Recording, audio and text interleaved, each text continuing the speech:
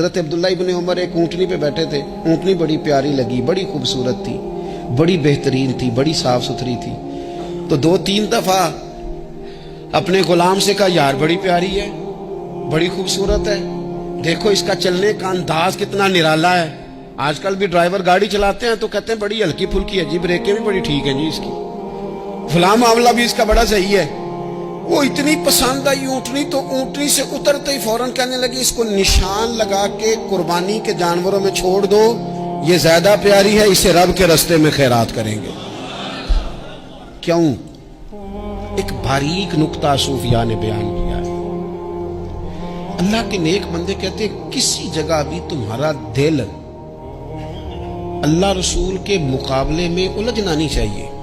کوئی ایسی چیز جو رکاوٹ بن رہی ہو, رکاوٹ کیا کہتے ہیں, کچرا آ گیا ہے, اس کچرے کو لوگ ٹھیک نہیں کرتے, کہتے نکال دو تاکہ معاملہ صحیح رہے. ایک چھوٹا سا باریک سا ہلکا سا دھاگے کی طرح کا ایک ٹکڑا اگر کسی وقت گوشت کا آپ کے دانت میں الجھ جائے نا, وہ سارا ذائقہ تباہ کر دیتا ہے.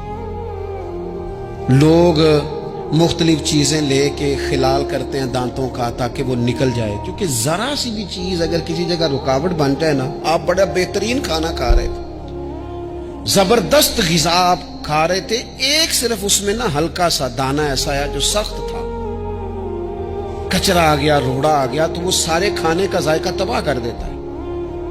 بعض لوگ ایسے ہوتے ہیں کہ ایک بال نکل آئے نا کبھی کھانے میں سے تو کھانا چھوڑ دیتے ہیں, کہتے ہیں یار یہ سارا ذائقہ خراب ہو گیا. ہمارے ساتھ یہ ہوا ہے, یہ تو ہے نا دنیاوی معاملات. اسی طرح کا مسئلہ روحانی زندگی میں ہوتا ہے. کئی دفعہ نا ہم ماننے کو تیار نہیں ہوتے, لیکن ہمارے اوپر دولت کی محبت پوری طرح سوار ہوتی ہے, وہ سجدے میں ذوق آنے نہیں دیتی. شہرت کی محبت پوری طرح سوار ہوتی ہے, وہ درود و سلام کا, ذکر کا, عبادت کا ذائقہ لگنے نہیں دیتی.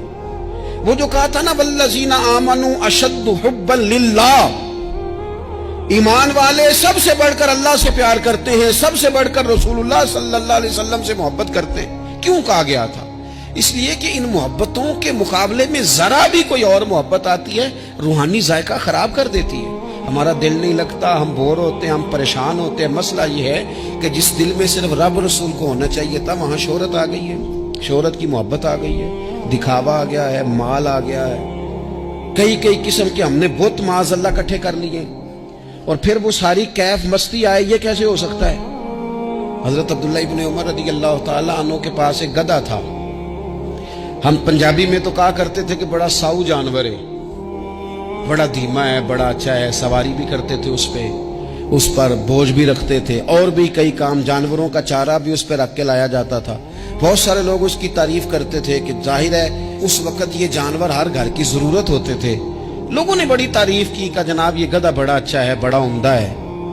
اب بعض چیزیں ایسی ہوتی ہیں جن سے دل لگ جاتا ہے.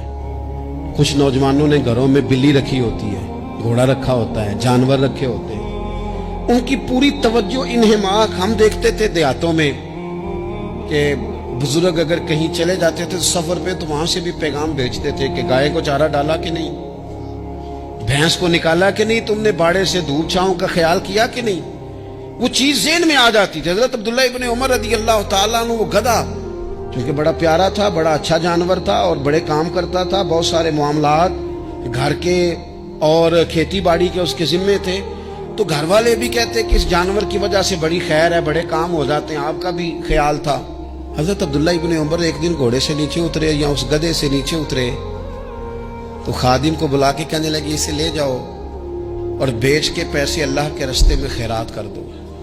اب وہ خادم کا بھی اس سے دل لگ گیا تھا, جانور گھر میں ہوتا ہے, دلچسپی ہو جاتی. کہنے لگا حضور وہ سارا محلہ تو اس کی تعریف کرتا ہے, سارے خاندان والے تو اس جانور سے دلچسپی رکھتے ہیں, اور آپ بیچ رہے ہیں.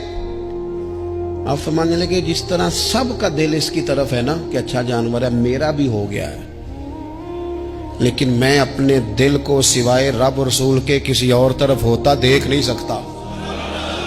اعظم بلا سے اپنی وہ ہستی ہی کیوں نہ ہو, اعظم بلا سے اپنی وہ ہستی ہی کیوں نہ ہو, جو چیز اس کی راہ میں حائل ہو پھونک دو, جلا دو ایسی ساری چیزیں جو ان کے راستے میں آتی.